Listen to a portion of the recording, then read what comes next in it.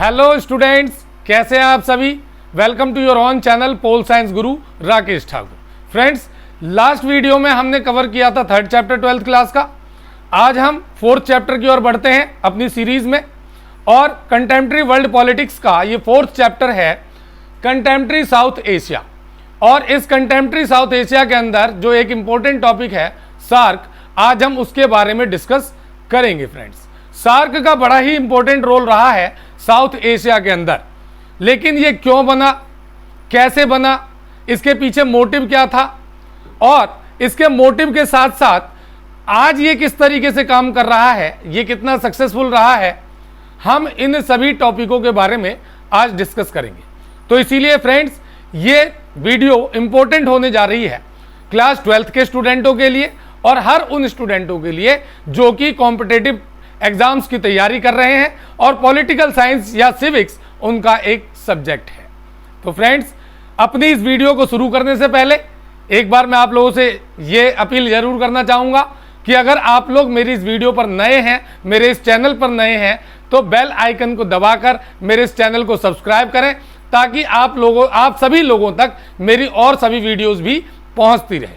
जैसा कि मैंने आप लोगों को बताया कि मैंने अभी सीरीज़ चालू की है 11th और 12th क्लास की पॉलिटिकल साइंस की, जिसमें आपको मेरे चैनल पर हर तरह के वीडियोस मिल जाएंगे चैप्टर वाइज। तो फ्रेंड्स, आप मेरे इस चैनल को सब्सक्राइब करें, लाइक करें, अपना कमेंट दें और ज़्यादा से ज़्यादा शेयर करें, ताकि आप लोगों तक और सभी वीडियोस भी पहुंचती रहे। चलिए फ्रेंड्स, आज के इस टॉपिक को शुरू करते हैं। सबसे पहला टॉपिक है हमारा सार्क। सार्क का पूरा नाम क्या है? South Asian association of regional cooperation. South Asian association of regional cooperation. तो फ्रेंड्स, ये जो ऑर्गेनाइजेशन है ये 7-8 दिसंबर 1985 को इस्टेब्लिश किया गया था साउथ एशिया की 7 कंट्रियों के द्वारा। और ये 7 कंट्रियां कौन सी थी फ्रेंड्स? वो कंट्रियां थी इंडिया, मालदीव, पाकिस्तान, बांग्लादेश, श्रीलंका, भूटान एंड नेपाल। और फ्रेंड्स, 2007 में, अप्रैल 2007 में एक और देश इसमें ऐड हो गया, अफगानिस्तान, और इसकी टोटल संख्या हो गई 7 to 8। यानी एट प्रेजेंट हम ये कह सकते हैं कि इसमें 8 कंट्रियां जो हैं मेंबर हैं, अफगानिस्तान को लगाकर। इसका हेड ऑफिस जो है वो काठमांडू, नेपाल के अंदर स्टैब्लिश किया गया है। अच्छा, इसी चैप्टर के अंदर हम फ्रेंड्स ये भी पढ़ेंगे कि साउथ एशिया के अंदर वैसे तो चाइना भी आता है, लेकिन हम आगे इसी चैप्टर की अगली सीरीज में आपको बताएंगे कि चाइना अपने आप को साउथ एशिया का पार्ट नहीं मानता है, इसीलिए चाइना इस ग्रुप का मेंबर भी नहीं है। तो चलिए आगे बढ़ते हैं कि सबसे पहला है कि ऑब्जेक्टिव ऑफ सार्क को बनाने की जरूरत क्यों पड़ी फ्रेंड्स? सार्क मींस, फिर से याद दिला दूं मैं आपको, south Asian association of regional cooperation. यह संगठन बनाने का मोटिव क्या था, क्यों बनाने की जरूरत पड़ी एक ऑर्गेनाइजेशन? तो देखिए, पहला मोटिव तो सिंपल ये था कि आपने थर्ड चैप्टर के अंदर पढ़ा है कि कई तरह के ऑर्गेनाइजेशंस जो हैं वर्ल्ड के अंदर स्टैब्लिश हुए थे, जैसे कि आसियान बना था, जैसा कि यूरोपियन यूनियन बना था, और भी कई रीजनल ऑर्गेनाइजेशन काम कर रहे थे। इसी के आधार पर साउथ एशिया की कंट्रियों ने सोचा कि उन्हें भी एकजुट होना चाहिए, एक साथ मिलकर आगे आना चाहिए, और अगर वो एक साथ मिलकर होंगे तो सभी का डेवलपमेंट हो सकता है। क्योंकि पुरानी कहावत है फ्रेंड्स, अकेले कोई भी जो है किसी चीज को हासिल नहीं कर सकता। 5 लोग या 6 लोग मिलकर किसी काम को करें तो वही काम बड़ा आसान हो जाता है। और ऐसा भी नहीं है कि कभी किसी को दूसरे की जरूरत ना पड़े, सभी को एक दूसरे के कोऑपरेशन की जरूरत पड़ती है। और जब जरूरत पड़ती है तो क्यों ना एक संगठन बना लिया जाए। इसी चीज को ध्यान में रखते हुए फ्रेंड्स, इन 7 देशों ने 7-8 दिसंबर 1985 को इस सार्क का, यानी दक्षेस का, दक्षिण एशियाई क्षेत्रीय सहयोग संगठन, ये इसका हिंदी का नाम है फ्रेंड्स, दक्षिण एशियाई क्षेत्रीय सहयोग संगठन, इसको 7-8 दिसंबर 1985 को इन सभी देशों ने मिलकर स्टैब्लिश किया था।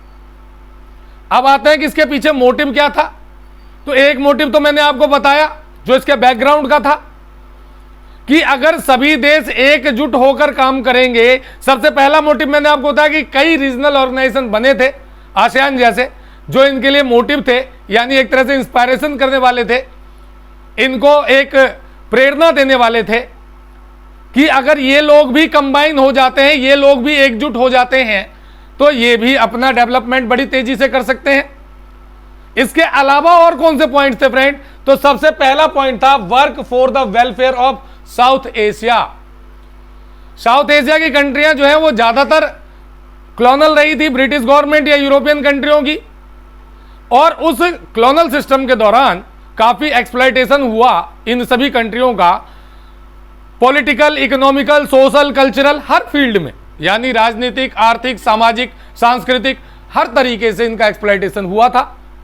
तो इसीलिए इन्होंने सबसे पहला मोटिव फ्रेंड्स ये रखा कि ये अपना वेलफेयर करेंगे साउथ एशिया का। साउथ एशिया की जितनी भी कंट्रियां हैं उन सभी के वेलफेयर को ध्यान में रखते हुए पॉलिसी और प्रोग्राम्स बनाए जाएंगे इस ऑर्गेनाइजेशन के लिए, ताकि इसका बेनिफिट जो है जितनी भी कंट्रियां हैं इसके अंदर उन सभी देशों को मिल सके। तो इसका सबसे पहला मोटिव जो था फ्रेंड्स वो welfare of south Asian countries था, यानी साउथ एशिया की सभी कंट्रियों के वेलफेयर के लिए पॉलिसीज बनाना, यानी नीतियां बनाना, उन नीतियों को लागू कराना, उनको टाइम टू टाइम एग्जामिन करना, निरीक्षण करना कि वो कितनी कारगर साबित हो रही है। और सबसे बड़ी बात ये कि जितने पिछड़े देश थे, जो छोटे देश थे, उनके बेनिफिट को विशेष ध्यान देना, ताकि वो अपने आप को दूसरों से कमजोर ना समझें, उनके डेवलपमेंट पर ज्यादा से ज्यादा जोर देना। यह इसका पहला मोटिव था। दूसरा मोटिव था फ्रेंड्स इकोनॉमिकल डेवलपमेंट, यानी अपने क्षेत्र का, अपने रीजन का, अपने ऑर्गेनाइजेशन का और इन कंट्रियों का जो इससे जुड़े हुए हैं उनका इकोनॉमिकल डेवलपमेंट करना। अब इकोनॉमिकल डेवलपमेंट कैसे होगा? तो इकोनॉमिकल डेवलपमेंट के लिए इन्होंने कोशिश की कि आपस के देशों में ज्यादा से ज्यादा ट्रेड को बढ़ाया जाए, क्योंकि जब ट्रेड बढ़ेगा तो दोनों देशों के अंदर जो है सब जितने भी देश हैं जो आपस में ट्रेड कर रहे हैं उन सभी को इसका बेनिफिट मिलेगा। एम्प्लॉयमेंट रेज होगी, यानी रोजगार बढ़ेगा, इंफ्रास्ट्रक्चर सुधरेगा, लिविंग ऑफ स्टैंडर्ड अच्छा होगा लोगों का जब कमाई होगी। तो ये इसका दूसरा मोटिव था कि इकोनॉमिकल डेवलपमेंट करना अपने रीजन का। फ्रेंड्स अब तीसरे नंबर पर इसी के अंदर आता है, अच्छा इसी में इकोनॉमिकल के अंदर हम एक बात और भी जोड़ सकते हैं फ्रेंड्स, कि इसी चीज को गेन करने के लिए, यानी इकोनॉमिकल डेवलपमेंट को तेज करने के लिए 2004 में साफ्टा बनाया गया। इसके अंदर 2002 में इसका प्रपोजल आ गया था और 2004 में इस पर जो है साइन किए गए। साफ्टा क्या था? एक नंबर में क्वेश्चन पूछा जाता है, ये इंपॉर्टेंट क्वेश्चन है।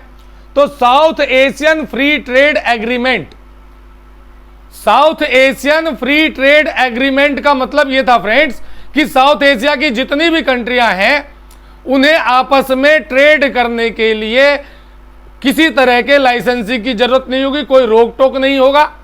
साउथ एशिया की सभी कंट्रियां एक दूसरे के देश में जाकर फ्री ट्रेड कर सकती हैं, यानी अपना सामान बेच सकती हैं, अपने मार्केट को बाहर की कंट्रियों के लिए खोलना। बाहर की कंट्री से मतलब साउथ एशियन रीजन की जो कंट्रियां हैं उन कंट्रियों के लिए ओपन करना और उन सभी कंट्रियों को अपने यहां आने की छूट देना। और जब इस तरह का माहौल होगा तो उससे क्या होगा फ्रेंड्स कि ज्यादा से ज्यादा व्यापार बढ़ेगा। व्यापार बढ़ेगा तो रिलेशन भी अच्छे होंगे।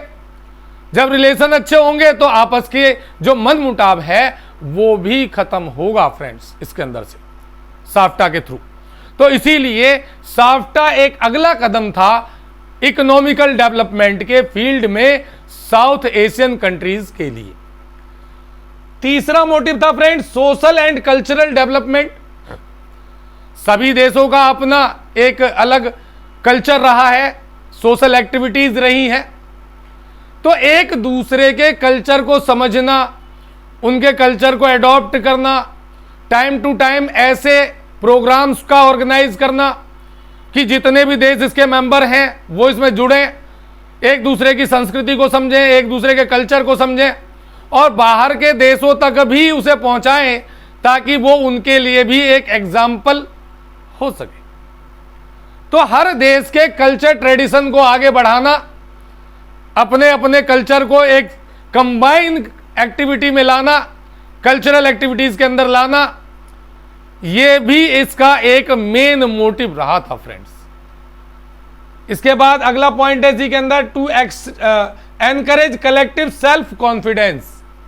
एनकरेज कलेक्टिव सेल्फ कॉन्फिडेंस, इसका यह मेन था मोटिव कि फ्रेंड्स जितने जो स्ट्रॉन्ग कंट्रियां हैं, जैसे कि इंडिया जैसी कंट्री है, नेपाल, बांग्लादेश, मालदीव जैसी छोटी कंट्रियों को प्रोत्साहित करे, एनकरेज करे, मिलकर उनके साथ ट्रेड करे, उनके सेल्फ कॉन्फिडेंस को बढ़ाने का काम करे और उनको हर तरह की सपोर्ट प्रोवाइड करे फ्रेंड्स, ताकि वो लोग भी आगे बढ़ सके, वो देश भी आगे बढ़ सके। और जब सभी कंट्रियां एक साथ डेवलपमेंट करेंगी, सभी कंट्रियां मिलकर एक दूसरे का सपोर्ट करेंगी, तो मैं समझता हूं कि तेजी से डेवलपमेंट होगा और सभी देशों का कॉन्फिडेंस भी बढ़ेगा। एक सिंपल सा एग्जाम्पल भी हम यहां पर दे सकते हैं फ्रेंड्स। जब तक हमारे घर में हमारे पेरेंट्स होते हैं, हम चाहे कितने ही बड़े हो जाएं, लेकिन अगर हमारे साथ हमारे पेरेंट्स हैं तो हम अपने आप को हमेशा छोटा ही महसूस करते हैं और एक कॉन्फिडेंस बना रहता है कि हमारे पीछे कोई है। अगर हम कोई गलती भी करते हैं या कभी किसी परेशानी में फंसे भी हो तो हमारे बड़े जो है, चाहे वो वैसे कुछ ना कर से, लेकिन मोरल सपोर्ट देकर हमारे हौसले को बढ़ाने का काम जरूर करते हैं फ्रेंड्स। तो इसी तरीके से ये self confidence, collective self confidence का मतलब यही था कि जब कभी किसी देश को जरूरत पड़े, मान लो किसी देश में भूकंप आ गया, अकाल पड़ गया, कुछ पड़ गया, तो सभी देश कलेक्टिव तौर पर मिलकर उस देश की मदद करेंगे ताकि वो अपने आप को अकेला महसूस ना कर सके। तो ये इसका फ्रेंड्स नेक्स्ट पॉइंट था। अगला पॉइंट है इसी के अंदर, टू एक्सटेंड कॉपरेशन। ज्यादा से ज्यादा कॉपरेशन को बढ़ाना हर फील्ड में, इकोनॉमिकल फील्ड हो या सोशल फील्ड हो, कल्चरल फील्ड हो, कॉपरेशन हो, ज्यादा से ज्यादा सहयोग हो और आपस की जो प्रॉब्लम्स है वो एक दूसरे की प्रॉब्लम को समझना भी इसका एक मेन मोटिव रहा कि सभी देश एक दूसरे के प्रॉब्लम को समझें, सभी देश एक दूसरे की प्रॉब्लम को ध्यान में रखकर अपने कार्यक्रम को बनाएं, अपनी पॉलिसीज को बनाएं, ताकि ऐसा ना हो कि उस पॉलिसी का फायदा एक देश को तो मिल जाए लेकिन वहीं दूसरी तरफ दूसरे देश को उसका नुकसान हो रहा हो।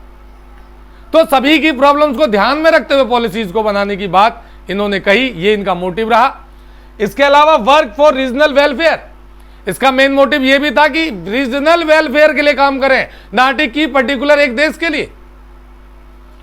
एक देश के लिए काम करने की बजाय फ्रेंड्स इनका एक और मोटिव जो था वो यही था कि रीजनल वेलफेयर के लिए काम करें, ऐसे सभी कामों को किया जाए जिससे किसी एक देश को फायदा ना हो बल्कि पूरे रीजन को फायदा मिले। मैं समझता हूं कि यहां तक आप लोगों को क्लियर हो गया होगा कि सार्क क्या है, कब बना, इसका हेड ऑफिस कहां है और इसका मोटिव क्या रहा है। तो फ्रेंड्स अगर आप लोगों को ये वीडियो अच्छी लगी हो तो एक बार फिर से कहूंगा कि आप लोग मेरी इस वीडियो को सब्सक्राइब जरूर करें, लाइक करें, ज़्यादा से ज़्यादा शेयर करें ताकि सभी लोगों तक ये वीडियो पहुंचती रहे। अब एक बार बात कर लेते हैं समिट्स की फ्रेंड्स, कि अभी तक कौन कौन से समिट्स हुए हैं और कहां हुए हैं सार्क के। तो सबसे पहला समिट जो हुआ है वो दिसंबर 1985 में ढाका बांग्लादेश में हुआ था फ्रेंड्स। दूसरा जो समिट हुआ इसका वो नवंबर 1986 में बेंगलोर इंडिया के अंदर हुआ था, जिसमें इन्होंने इसको और ज़्यादा इंप्रूव कराने की कोशिश की थी कि ज़्यादा से ज़्यादा जो है इसका बेनिफिट हो सके। इसके अलावा तीसरा नवंबर 1987 में काठमांडू नेपाल के अंदर इसका समिट हुआ था। फोर्थ समिट दिसंबर 1988 में इस्लामाबाद पाकिस्तान के अंदर हुआ था। इसके अलावा फिफ्थ समिट जो है नवंबर 1990 कोलंबो श्रीलंका के अंदर हुआ था। दिसंबर 1991 में छठा समिट भी कोलंबो श्रीलंका के अंदर हुआ। 7 जो है अप्रैल 1993 में ढाका बांग्लादेश के अंदर हुआ। 8 जो है 1995 में दिल्ली इंडिया के अंदर हुआ। मई 1997 में माले में हुआ 9th समिट। और 10th जो है वो मई 1998 में कोलंबो श्रीलंका के अंदर हुआ। इसके अलावा भी 8 और समिट हुए और 19th समिट जो लास्ट था वो नवंबर 2016 में होना था पाकिस्तान के अंदर, इस्लामाबाद पाकिस्तान के अंदर। लेकिन उस समय टेररिज्म के बढ़ते खतरे को लेकर, दो देशों के डिस्प्यूट को लेकर, इन रीजनों से इस समिट को कैंसिल किया गया। तो फ्रेंड्स, ये था समिट्स के बारे में। और एक और जो इंपॉर्टेंट पॉइंट है इसके अंदर वो ये है कि वो कौन से रीजन है, which are the reason which are affecting the SAARC organisation, why is SAARC not as much successful as they had thought. SAARC उतना सक्सेसफुल क्यों नहीं हो पाया है जितना सक्सेसफुल होना चाहिए था। तो फ्रेंड्स, इसका एक सबसे बड़ा रीजन जो है वो ये है कि इसमें पाकिस्तान और इंडिया जो है दो सबसे बड़े देश हैं। और सार्क का एक मेन सबसे बड़ी डिमेरिट जो रही है वो ये रही है कि इसमें इन्होंने ये कहा हुआ है कि ये दो देशों के बीच के प्रॉब्लम्स पर डिस्कस नहीं करेंगे, ये केवल उन बातों पर डिस्कस करेंगे जो बातें पूरे रीजन से रिलेटेड हो। अब फ्रेंड्स, यहां पर सोचने वाली बात यह है कि जब तक मान लो 8 देशों का संगठन है, आपस में किसी तरह का कंफ्लिक्ट होगा, किसी तरह की कंट्रोवर्सी होगी, तब तक जो है वो ऑर्गेनाइजेशन कभी भी सक्सेसफुल नहीं हो सकता।